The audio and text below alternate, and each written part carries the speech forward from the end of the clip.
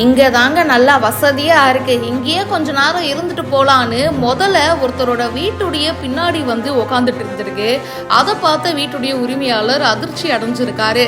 கும்பகோணம் அருகே கடம்பங்குடி கிராமத்துக்கு வந்த முதலையால பரபரப்பு ஏற்பட்டிருக்கு. முதலைய வனத்துறையினர் கொள்ளிடம் ஆத்துல பாதுகாப்பா விட்டுருக்காங்க.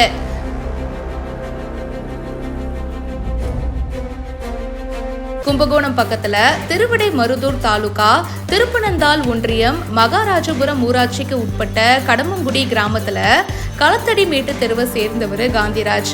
இவர் இன்னைக்கு காலையில தன்னுடைய தோட்டத்துக்கு போறதுக்காக வந்திருக்காரு. அப்போ தன்னுடைய வீட்டுடைய பின்புறம் முதல்ல இருக்கிறத பார்த்து அதிர்ச்சி அடைஞ்சிருக்காரு. என்னடா இது, குளத்துல ஆத்துல இருக்க வேண்டியது நம்ம வீட்டுக்கு பின்னாடி இருக்கே அப்படின்னு சொல்லிட்டு உடனே மகாராஜபுரம் ஊராட்சி மன்ற தலைவர் புவனேஸ்வரி இளங்கோ கிட்ட தகவல் கொடுத்திருக்காரு. அண்ட் அவங்களும் உடனடியா பாத்தீங்கன்னா வனத்துறையினர்கிட்டையும் வருவாய் துறையினர்கிட்டையும் தகவல் கொடுத்திருக்காங்க.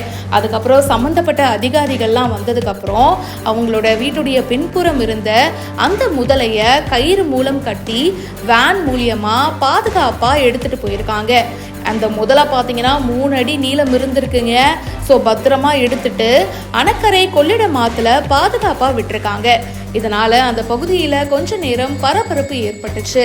மேலும் பல செய்திகளுக்கு பிஹைண்ட் ரூட்ஸை இப்போவே ஃபாலோ பண்ணுங்க.